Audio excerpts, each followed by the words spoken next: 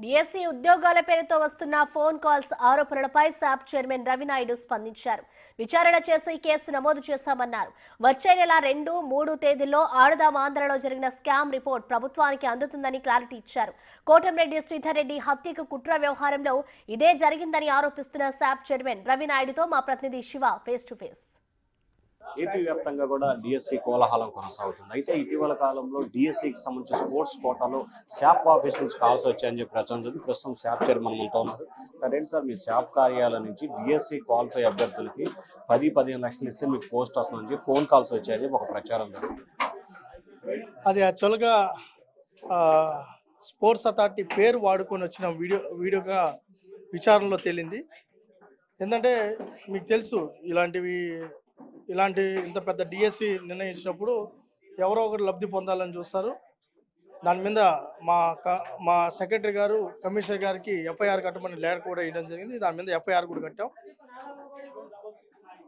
చాలా కఠినంగా కూడా వ్యవహరించబోతున్నాం. ఎవరిని వదిలిపెట్టే ప్రసక్తి లేదు.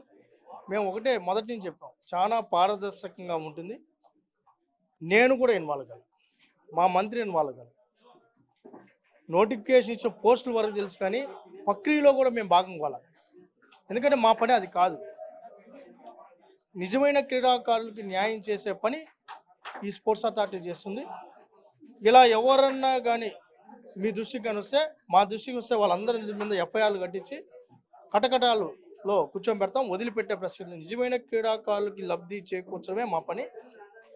ఇది ఫేక్ వీడియో అని తేలింది. ఇలాంటి వాటిని కూడా ఎవరు నమ్మద్దని కూడా కోరుకుంటున్నాం. ఎందుకంటే ఇది చాలా పారదర్శకంగా జరుగుతున్న వ్యవహారం.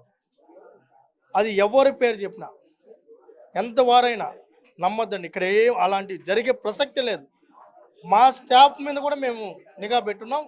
అందుకనే ఒక ఛాంబర్ పెట్టి అక్కడ సీసీ కెమెరాలు పెట్టి ఒక పర్ఫెక్షన్ తీసుకొని వచ్చాం. మొబైల్స్ కూడా ఒకసారి లోపలికి వెళ్ళిన తర్వాత ఆ మొబైల్స్ కూడా హ్యాండ్ ఓవర్ చేసుకునే కార్యక్రమం తీసుకొని, ఇంత పర్ఫెక్ట్గా చేయనాక ఇలాంటి ఎవరైనా ఒకరు ఇద్దరు ఇలాంటి గేమ్లు ఆడితే మటుకు చాలా కఠినంగా ఉంటుంది.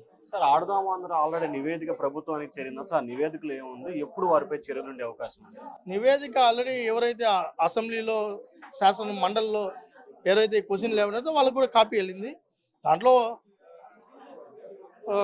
పక్కా ఆధారాలతో కూడా విజిలెన్స్ వాళ్ళు బాగా చేశారు.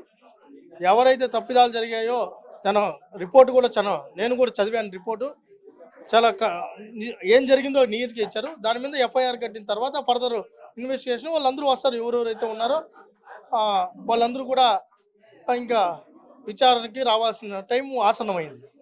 కోటంరెడ్డి శ్రీధర్ రెడ్డి చంపడానికి నేను ఒక వీడియో వైరల్ అవుతుంది. ఏంటి సార్ అది? అసలు ఇది నిజంగానే ఒక శాసనసభ్యుడి మీద ఈ విధంగా వీడియో రావడం అనేది నిజంగా చాలా కఠినంగా వ్యవహరించాల్సింది. అందుకే నిన్న మా హోంమంత్రి గారు, మా రాష్ట్ర పార్టీ అధ్యక్షుడు పల్లా శ్రీనివాస్ గారు వెంటనే మాట్లాడారు. ఇప్పుడు కూడా ఆయన ప్రెస్ మీట్ పెట్టారు. ఎవరైతే దాని వెనకాల ఉన్నారో, మాట్లాడిన వాళ్ళు ఒకరు, దాని వెనకాల ఉన్న ఎవరైతే కారకులు ఉన్నారో వాళ్ళ మీద మేము కూడా మా ఎస్పీ గారు ఇన్వెస్టిగేషన్ చేస్తారు. ఎందుకంటే ఈ సంస్కృతి వైసీపీలో ఉంది. భౌతికంగా దాడి చేసే సంస్కృతి ఉంది. కాబట్టి మేము కూడా అలర్ట్గా ఉండాలి. ఎవరైతే దీనికి వెనకాల ఉన్నారో వాళ్ళందరి మీద కూడా కఠినంగా చర్యలు తీసుకోబడతాయి. మీ ప్రభుత్వంలో కూడా మీపై దాడులు ప్రోత్సహించడం, కుట్రలు జరగడం, దీన్ని ఎట్లా తీసుకుంటారా సార్? ఇప్పటికే కార్యకర్తలు ఆగ్రహం వ్యక్తం చేస్తా ఉన్నారు. అంటే చట్ట ప్రకారం వ్యవహరించే ప్రభుత్వం మాది, చట్టాన్ని ఉల్లంఘించే ప్రభుత్వం వాళ్ళది. వాళ్ళ తీరు అలానే ఉంటుంది. మంచోడు చెడ్డ రాక్షసుడు ఎట్లా ఉంటాడు? దేవుళ్ళకి అన్ని శక్తులున్నా రాక్షసుడు యుద్ధం ఉంటుంది. ఇప్పుడు పరిస్థితి అట్టే ఉంది రాష్ట్రంలో. మేము మంచోళ్ళైనా కూడా మా అతి మంచితనం కూడా ప్రమాదకరమే. కొన్ని చోట్ల ఇలాంటి వాటిని కూకటి వేలతో కూడా పెకిలిస్తాం. సో ఇది మొత్తం మీద స్పోర్ట్స్ కోటాలో ఎక్కడ అక్రమాలు జరగలేదు. వచ్చిన వీడియోపై పూర్తి స్థాయిలో విచారణ కొనసాగుతుంది. పోలీస్ కేసు నమోదు చేసి దర్యాప్తు చేస్తున్నారని చెప్పి శాప్ చైర్మన్ చెప్తున్నారు.